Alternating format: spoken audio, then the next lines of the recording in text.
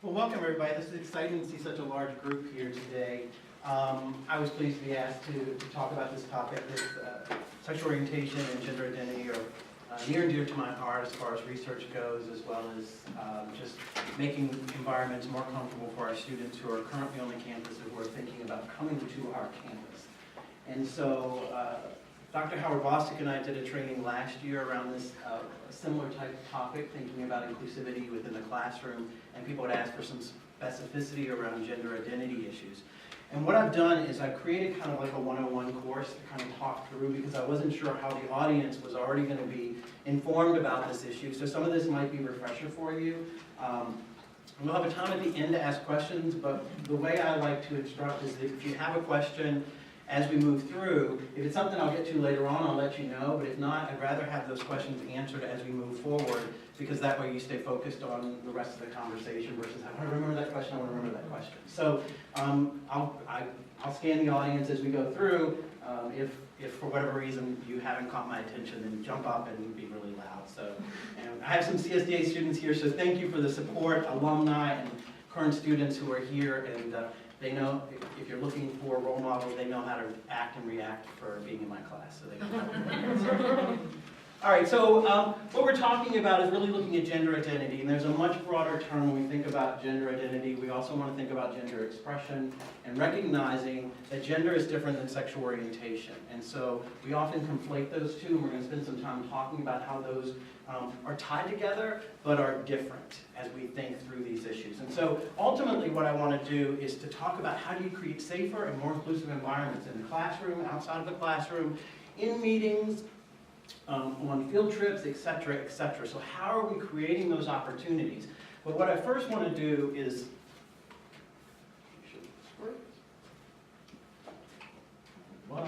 press escape. Escape. You might get the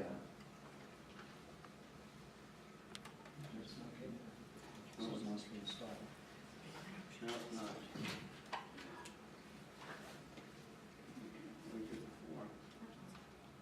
Oh, there we go. There we go. Okay, so I want to look at a few terms, and this will be available, so if it's too small a print, I do apologize for that. But one of the things we want to recognize is as we have conversations, one of the big pieces for me when we talk about social justice issues is that we have the language that we're all on the same page with, where we might disagree, but we're starting from a point of the same starting point so that we can have a conversation, so it's not based on language differences and say, when I say sex, I meant X, Y, Z, and when you hear sex, you think something else.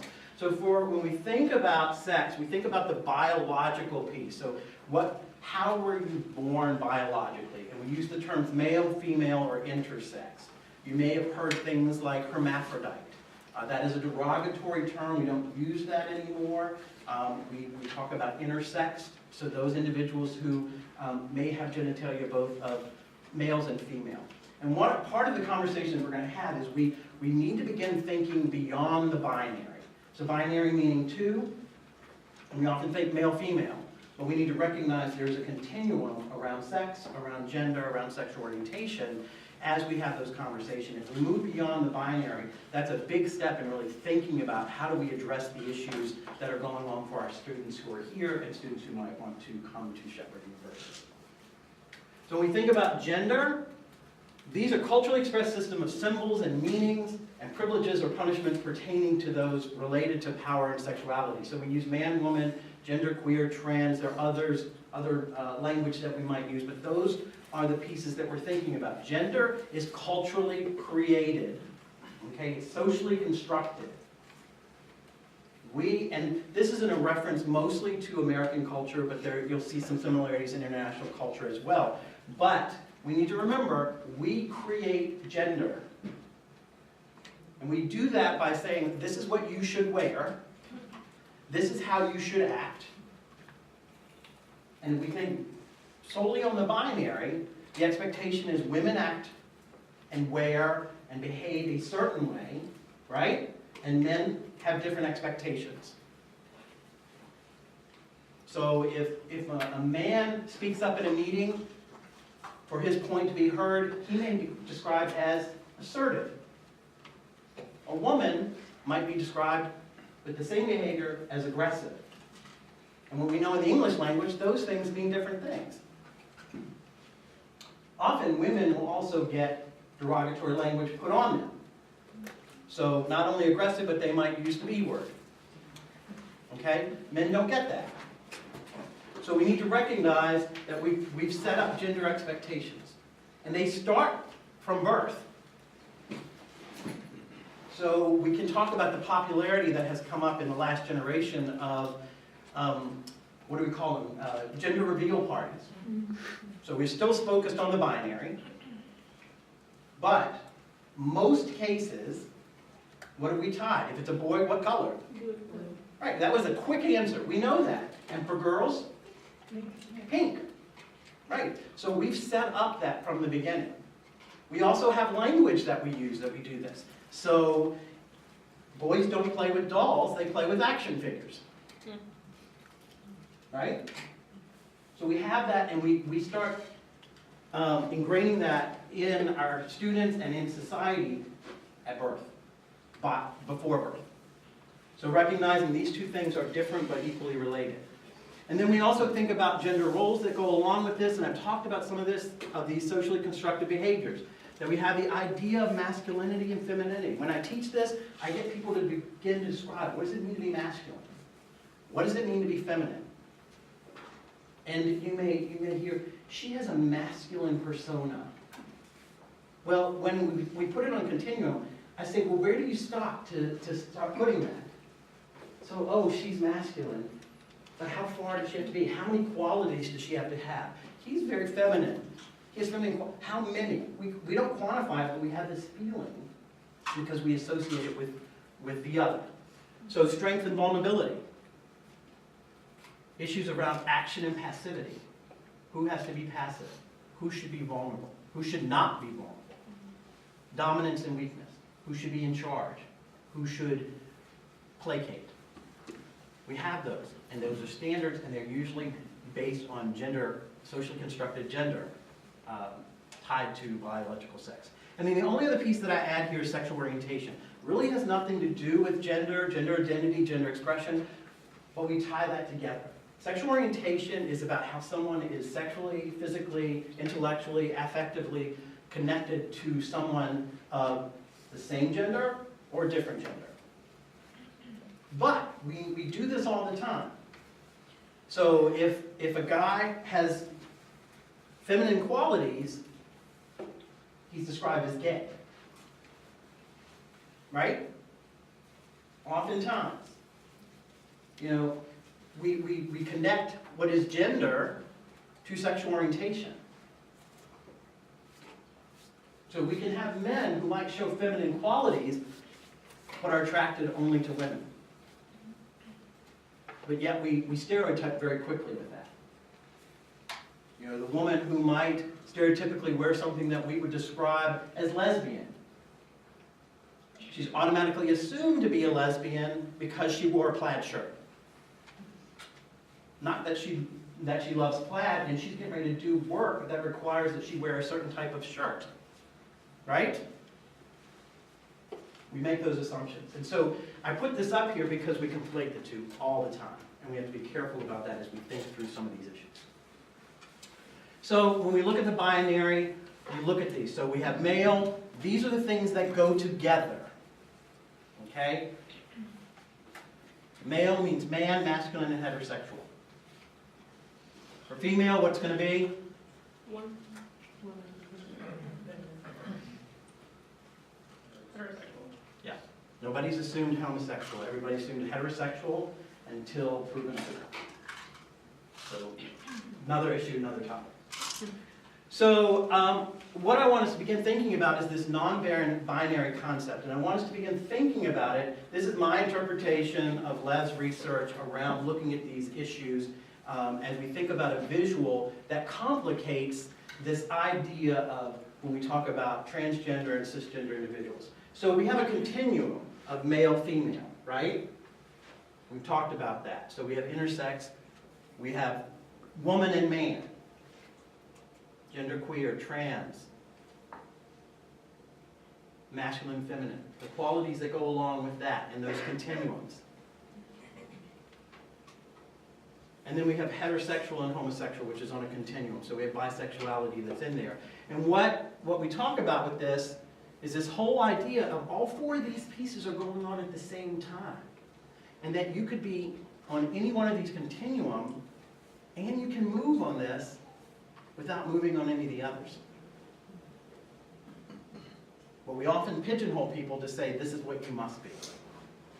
And so we have to begin to think through, how does that impact our students if we've made assumptions about who you are without asking or understanding who the student is in your classroom?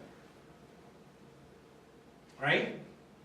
So if we make the assumption that someone is heterosexual, or that they might be a lesbian, or identify as gay, or just may want to wear clothing that has nothing to do with their gender, we put the students feeling like they may feel less safe in those environments and less part of the group when we make those assumptions. Questions? Okay, so I like this quote by Wilkins. All gender is drag, and those that fail are simply those that break the rules. What does that mean? All gender is drag. Anybody want to take a stab at how you want to interpret that? We're all kind of dressing. Somebody in the back right there. I'm sorry, I don't know your name. Kevin. Kevin. We all wear costumes. Yes.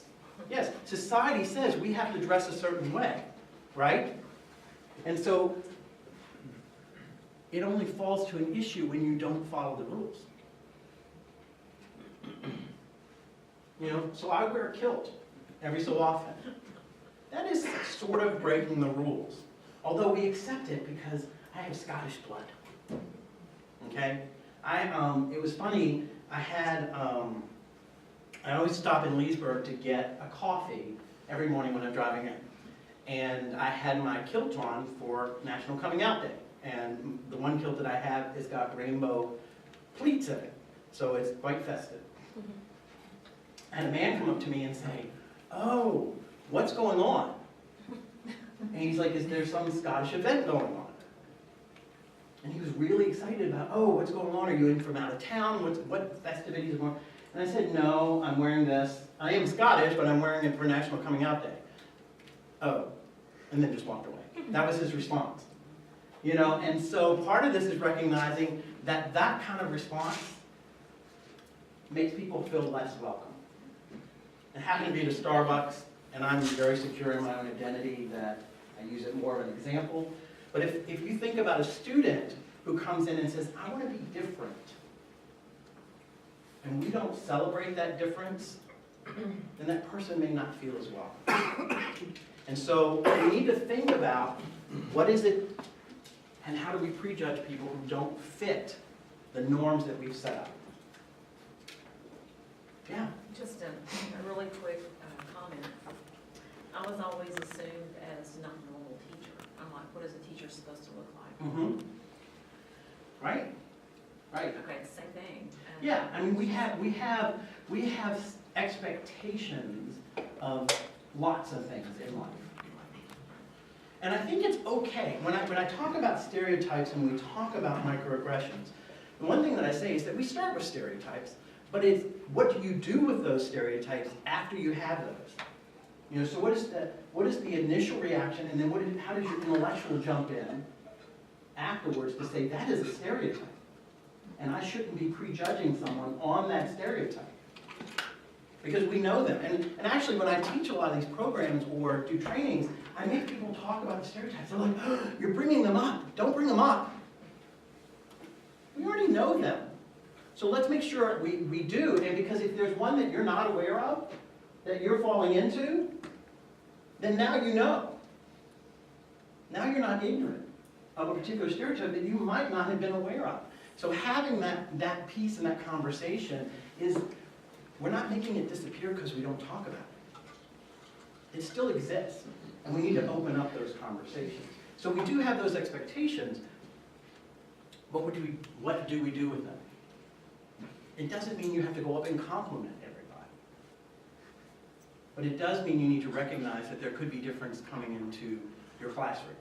And it might not just be a kilt. It could be someone who looks like they might be a man who wears a dress, which is socially taboo. But is that person comfortable? Are they causing an issue in your classroom? Or is the issue with someone else who doesn't like what they are wearing? So we have to think through some of those pieces as we think about what an environment we're creating. Questions? Other comments? Okay. So what I've been talking about is the idea of cisgender. How many people have heard that term before? Becoming a little more popular now. But basically, this is when your biological sex and your socially constructed gender match up. So that whole list that we did, male, masculine, heterosexual, cisgender. And more people have heard transgender even before cisgender. So we recognize trans, I guess you're Latin or Greek, trans meaning across, like transatlantic. And that's when your biological sex and your gender do not align. And we think about the continuums, and they can be in any of the points here, but they don't align. And so we recognize that the person may have the biological genitalia of one aspect and want to express socially constructed ways of another gender. Make sense?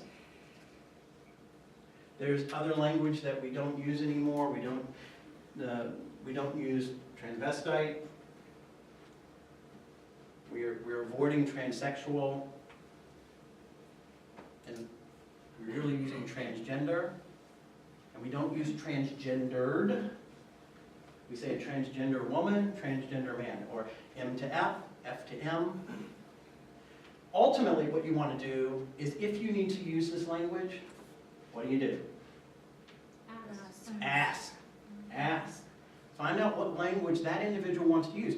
That becomes such a personal connection to that individual. First of all, it shows you care, that you're interested, and that you're there as a resource.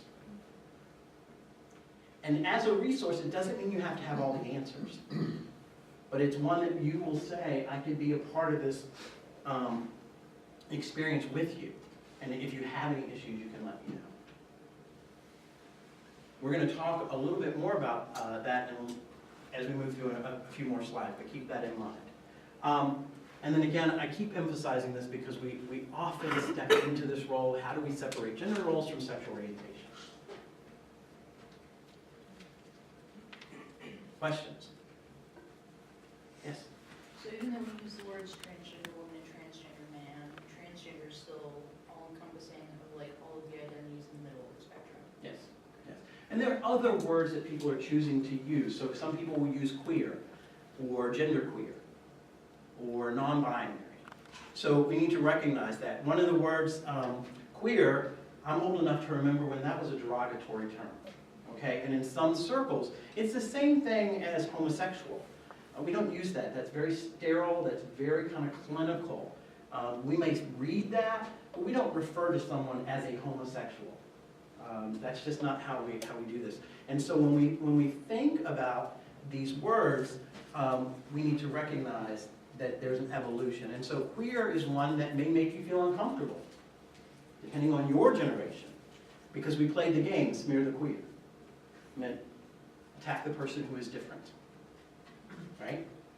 I mean, if you look up the definition of queer in the dictionary, and there may be some English people in here, but it means odd or different, basically. So we need to recognize this. But in the 80s, Queer Nation came around, and they were doing some action with regards to AIDS. So they took that word back. And many other people have taken it back to kind of express the uniqueness of their individuality. And I actually like it, because I don't think when we, LGBTQIAAA+, you know, that becomes very long, and oftentimes people don't know what all those letters stand for. And we should, but recognizing that many people have taken words that queer encompasses both sexual orientation and gender identity to say different. I'm different. Recognize the difference in me, okay? And so you may embrace that word, but again, I want to always remind you, use the language that makes the individual, comfortable in your space, okay? So oftentimes I will use a specific language. I'll use transgender or genderqueer. I'll use gay and lesbian when I'm talking about general terms. But if I have students in the classroom and referencing their own personal journey, I'm going to use their language because I learn a lot from the personal journeys of our students here. So, questions? Other questions? Let's see down here. Okay, so part of this is, what do we do with this information? How do we use it? Well, we want to begin thinking about a couple things. So I ask you to look at this when we think about this idea of compulsory heterogenderism. I like to use a big word every so often because it makes it sound more elaborate and fancy. But we need to remember, as we move in, we have ideas that go along not only with stereotypes, but assumptions that we make. And so we have the ideas of what it means to be heterosexual and cisgendered in society. And again, re-emphasizing that those are the assumptions we make until you tell us otherwise. Okay? So when we think about heterosexuality and heteronormativity, so we can look at it and say, the relationships that we see, think about any commercial, if you're watching any kind of television, it's getting better, but we need to recognize that almost everything we see is assumed that there's going to be an opposite sex relationship. Right? And as a gay person, I tend to watch for those things, and it's like, oh my gosh, there's me. And so we need to recognize this. And so the heteronormativity often comes out in the assumption of you must have a boyfriend if you identify as a woman. Instead of saying, how was your weekend? Did you do anything with a significant other or partner? And allowing that person to share that information. Same thing with when we think about transgender, it's related to that as well. Again, emphasizing this. The other piece that we need to remember is that when we are dealing with it, we do deal with an individual, but we need to remember it's a bigger issue. That we are trying to address an issue of understanding of transgender issues, gender identity, gender expression, and that we're dealing with it by dealing with an individual each time, but we don't do it at the expense of, I've dealt with it, now I don't have to deal with it anymore. I dealt with it, that student, and she's no longer in my class. That's how we need to think beyond that, saying, I worked with this student, I feel like I was successful in some ways, I can do better next time. Next time could be next semester or 3 years from now. And so what are you doing to understand that it's a much bigger picture and that what you're creating in your classroom resonates with others? So even if you don't feel like you have a student or the student hasn't shared that information with you yet, you're creating that environment that says, when you're ready, I see you as a support. Because they're not getting that in many other places. So we have some opportunities here. We need to recognize that pronouns are changing. And I didn't pull this up for this one, but I do know that there is work going on in the Spanish, in a lot of the Romance languages, which if you do speak or understand that their language is gendered much more than English is. And so they're really working on figuring out how to address the male and female nouns that go along with many of the Germanic languages as well. I mean, German does the same thing. I'm from Uruguay. My native language is Spanish, and I also speak Portuguese. And we put an @ sign like the email, so that could be A or O. Yes. Either one. So. Right. So we're talking about the @ sign. So you'll often see that when we're talking in in America, when we don't talk about Latinos and Latinas anymore, we talk about Latinx or Latin at the at sign, because it looks like an A and an O when we do that. Yes? So sometimes when you're referring to a student and you are trying to be more formal and you would say Mr. or Ms., is there a generic term that you can use I mean, I've started just using the student's first initial because I personally don't like, Mrs. and Miss. I think that, people's marital status is nobody else's business.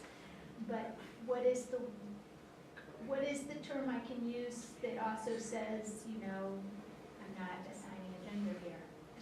There isn't, really. And so part of this is also, that's a really great question, and it's a very complex issue because you've got issues of feminism that goes in with that, you've got issues of power that go in with that, and gender issues. And so part of it is personally I think you're doing better by using the person's first name or first initial, depending on how you're writing or whatnot with that. So like if I do letters, I write, Dear John Smith. The only titles I use are someone who might have a doctor, and recognizing that. But I'll just say, I was just grading papers in 501 and I was giving feedback because there were people who wrote papers and the one person had a doctorate, so they wrote, and it was a compare and contrast, and they were saying doctor, doctor, doctor, and then the next person, they used their first name. And so I'm part of there's a power dynamic that goes on here, so you can reference them, but then if you're going to use first name, use it for both people because of that power dynamic.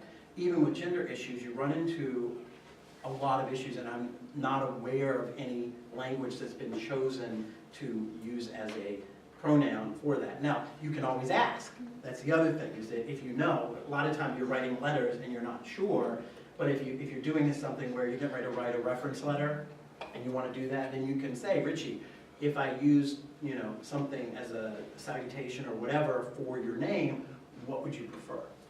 And again, it goes back to what are we looking for with it? Yes, Tracy. Mitch actually shared an article with me about a trending prefix NX. Yeah, and that's not readily used now, but thank you very much for that. That's good. I've seen it one time on Little Form, it has a drop-down menu, which offers Oh, good.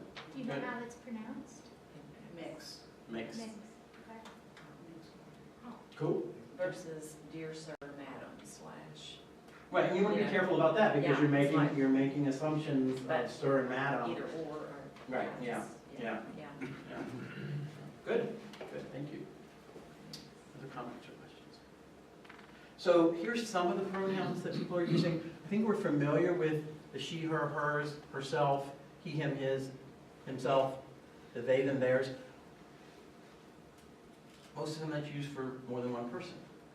Now it's used for individuals who choose to use that as a language that says, I'm referring to myself as they. And so part of this is probably, thinking about, I see some English people in here about, how are we addressing that and recognizing this, but part of this is respecting, especially when we're talking about conversations that are going on in the classrooms and whatnot. Some will say I use either one of those. And then there's other language similar to the MX that has been created, and there are variations on this, but Z, he, or here's, and you can see that it's similar, and they've kind of mixed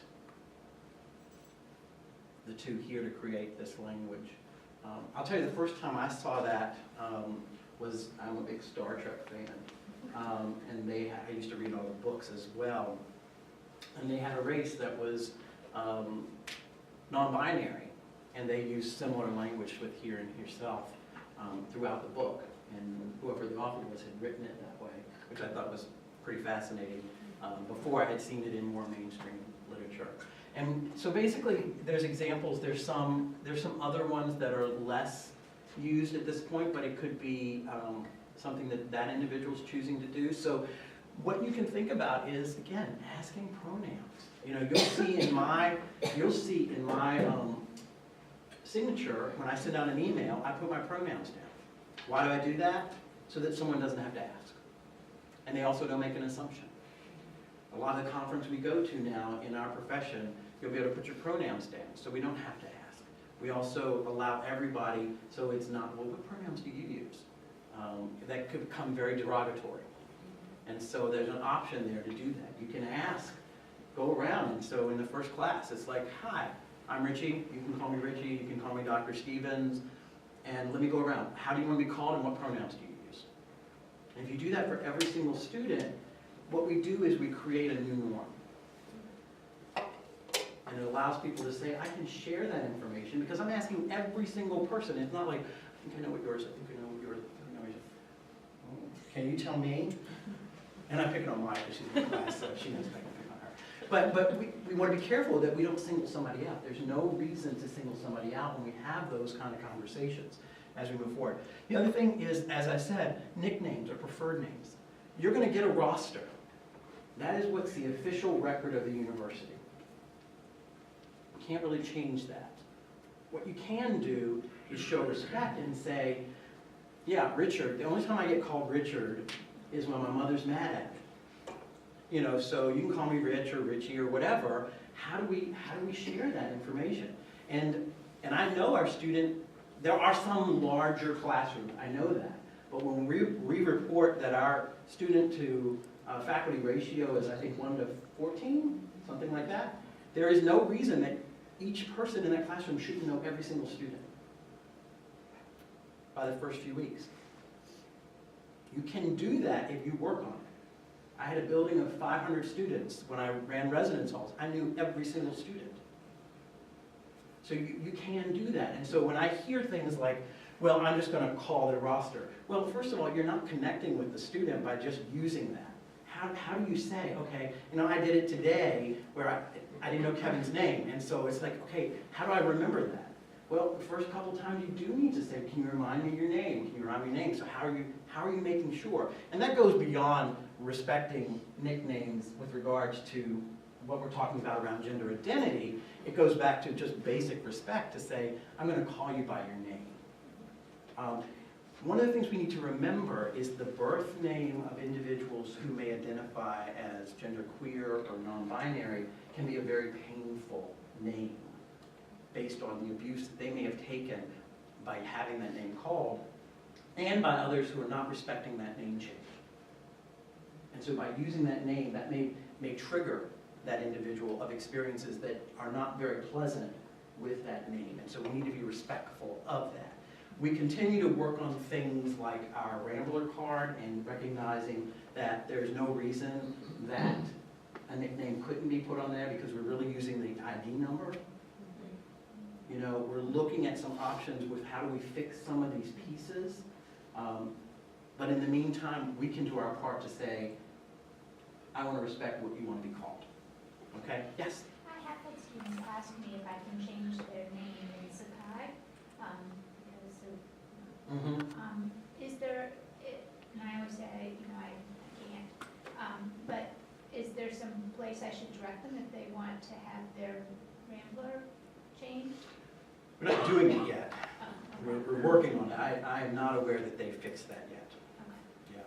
So we've been talking about it. So, and I don't know. There is a place in Sakai for the student to upload a photo and put a description of themselves, and they can put a nickname in there. So you could tell them to do that so that their nickname appears in Sakai, but I don't know if it changes it on like I don't think it changes the roster, but it does allow them to enter that information. The roster's linked with Banner, so until it's officially changed with Banner, it won't change on Sakai. Tim? So when you do something like going around and sharing pronouns and stuff like that, how do you address a situation where somebody might not want to use the binary pronouns like he, him, his, or she, her, hers, but also doesn't want to be put in a situation where they're outing themselves to that group because they're fearful of their safety, but then they have to choose, okay, one, I don't use he, him, his, but if I don't share that, people are going to know. So if I'm silent and choose not to participate, people are going to make assumptions. If I say they, then theirs, people will make assumptions. So like, how do you address a dynamic like that? So it's a couple things. One is you can always say, look, you know what, I want to make this as a comfortable environment as possible. So if you have a name that you'd rather go by, then, you know, some people just go by their middle names. You know, so we need to know what that is, and you can say, whatever name you want to go by, I'm going to try and use that every single time for you. I also recognize that everyone doesn't use gender-specific pronouns, and if you're comfortable sharing what you would like to use, then that's fine, and you can do it as an example. Okay, so that becomes a way to open it up to say you can opt out if you choose to do that. I think the other piece is if someone is concerned about behaviors afterwards, you can also say that this classroom is one of respect, and that we're each going to respect the pronouns that people choose. And then you have to monitor that. Hopefully others in the classroom will help with that as well. So if there's behaviors associated, giggling or something like that, then we can address that issue directly. And as the person who's leading the classroom, you must do that. You must do that. We'll talk about that, because if you don't, null environment is what we call null environment, status quo is maintained, and will create a very uncomfortable environment for that student. Because then you, as the power in that classroom, has said it's okay to giggle when I say I prefer they than theirs. Okay? And so you have to kind of think through these. We are dealing, I see a lot of scientists in here, we are dealing with human beings. Remember that. Best laid plans, we must have a B, a C, a D, etc. on how we're going to address that. And the best way we do that is to practice and say, you know what, I'm not perfect. And I can learn from you as well as you can learn from me. And if we do that, we create an environment of inclusivity that helps, recognizing that we're going to learn from one another as we move forward to that. We'll keep going. So this is on the webpage. I just put it up here just to have, we've already written on the civility response team. We have some resources. If you go to the CRT, this is just a longer piece to recognize that before we were doing this program, we created this to remind people these are fairly easy ways to make more inclusive environments. So you can look at this yourself. Other inclusive practice is thinking about when you're doing case studies or word problems and things like that. How do you switch out pronouns? How do you make it a norm to do that? So you could talk about Bob, they, them, theirs. It can become a lesson. You could use Z, here, here's. You may need to explain it, but if we start normalizing it, people see it more often, it becomes a safer place. Case studies. Avoid gender stereotypes. You know, so when we think about nursing profession, we assume that a nurse is a woman until they're not. And we still use phrases like male nurse. Right? Right? How do we get rid of things like, this is, you know, the chairperson, not the chairman? You know, there's language that we can change to make it more generic and more gender inclusive. And so we have to practice that. I've already talked a little bit about this, but this is really important. Whether it's during the class or even before the class, how do we stop joking at the expense of others? Specifically in this I'm talking about gender identity, gender expression, and sexual orientation, but that goes for everything. You know, when I do trainings, like, well, nobody was around that fit that description, so it's okay. No, it's not. No, it's not. We don't need to have jokes at the expense of others. Life is too funny otherwise. I mean, we have a lot of things we can laugh at. That doesn't mean that we have to make fun of race or sexual orientation or socioeconomic status. Speak individually with the students to their needs. Make it individualized, make a conversation to say, I care about you, I care that you have a good experience. One of the things that we talk about when we talk about issues of oppression is that those students need to feel physically and psychologically safe on campus. And so physically, we can often deal with that. We have campus police in here. If someone is harassed, they're going to be right there to respond. We can stop that behavior. Psychologically, we don't do as well. And when I say that we don't do as well is that if we don't confront those jokes, if we start using language that's not inclusive, people feel left out. And if they are psychologically thinking about their own safety, they can't focus in on the content that you want to share. You know, how do I say, you know, how was your weekend? Well, I went, you know, I have a same-sex partner. Well, we went, David and I, blah, blah, blah. If I had to go and think, okay, so she, or we, I can't even get the little story out. Think about having to do that every single minute of every single day. It's hard. So keep that in mind. This is Korean, and it is correct for those, I had someone whose native language was Korean. I do Taekwondo, and it matches my philosophy of what I do in the classroom that says lifelong learner. And through Taekwondo, and what I try and teach our master's students is to say we can always learn.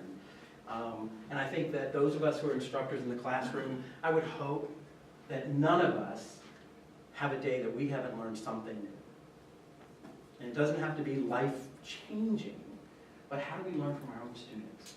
How do we learn from other faculty? How do we learn from administrators? How do we learn from staff? We need to do this. We need to acknowledge that we're not perfect. You know, and I'm sorry. I apologize. I used the wrong pronouns. If people see you're trying, it goes a long way. It goes a long way. And then think about your own learning. How by being here, you've acknowledged that this is something that's maybe important to you, that you have little to no information on, or you have a lot and you want to pick up one more new thing. However that is for you, think about this. How do you go and support? We've got a National Transgender Awareness Day event on the 15th, right? So maybe you have time to come out to that event. It doesn't have to be that event, but how are you going out? Students see you at that event, shows a sign of support, shows a sign of caring. And it doesn't always work in our schedules, but thinking about how do you do this. And then, how are you just doing learning along the way? You know, Google's easy. You can look up new things and find out different ways to handle information. So as we think about those basic pieces, these pieces go such a long way to begin that conversation to create an environment that feels safer for those who don't identify as cisgender. So I will stop here at this point because I think we've got about 3 minutes for questions. Are there any other questions or comments that people have when you think about this?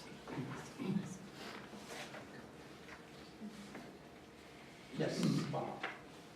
You mentioned English. English is a different language, and in my head I was trained differently. Queer to me means I have a headache and my stomach's upset. I just don't feel right. My body's not working. I have the flu or whatever. Gay to me, when I was carefree, happy, it was a gay day.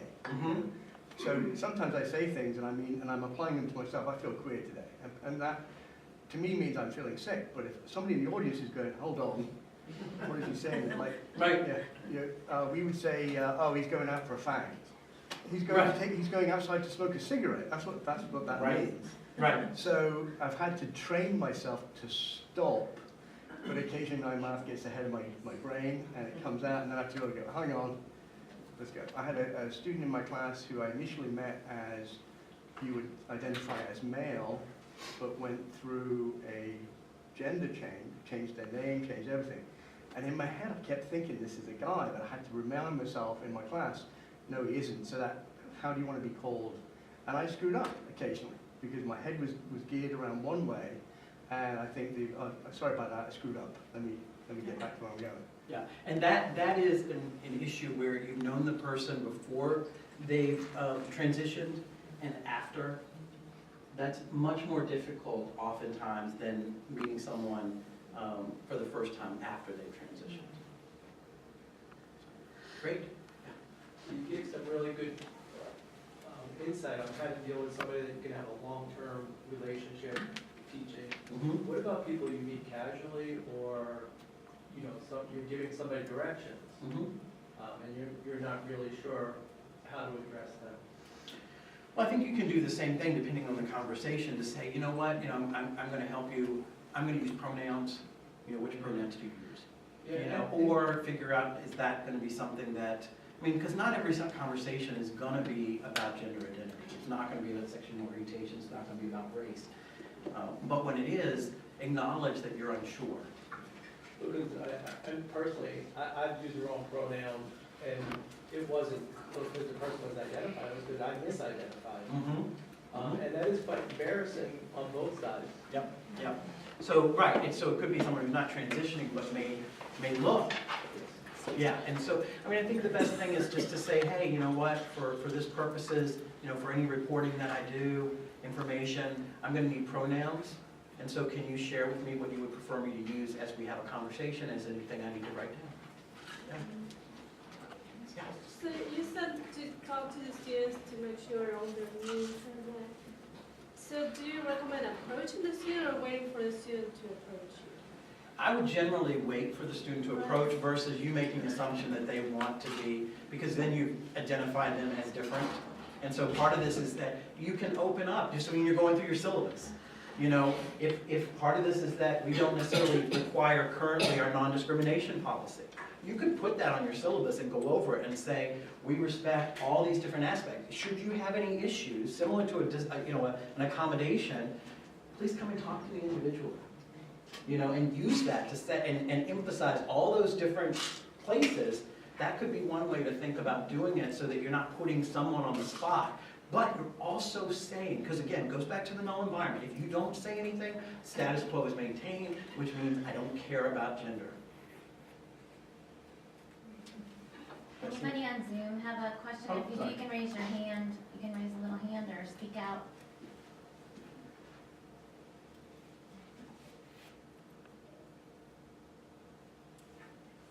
Is there talk of safe zone training at some point? Well, we've done safe zone training. Mitch has been in charge of that in the past. I don't know if anybody knows if there's going to be new safe zone training. And I do know that when we went through it, there was aspects of gender on there. Probably based on trying to do just what we did in one little hour. It probably needs to be two separate pieces, but that's not mine. Mitch, do you know anything from previous experience whether they're going to be doing more with that? Or, I know we do have one scheduled for the next Student Affairs Division meeting, but outside of that, I have not heard anything. If that's something though that we're interested in, like we have, I know 2 safe zone trainers personally really well. If that's something that we wanted to do, we could very easily make that happen. I had it years ago. I'd like a. Yeah. We can work on that. Other comments or questions? Okay, well, thank you very much for your time. I appreciate it.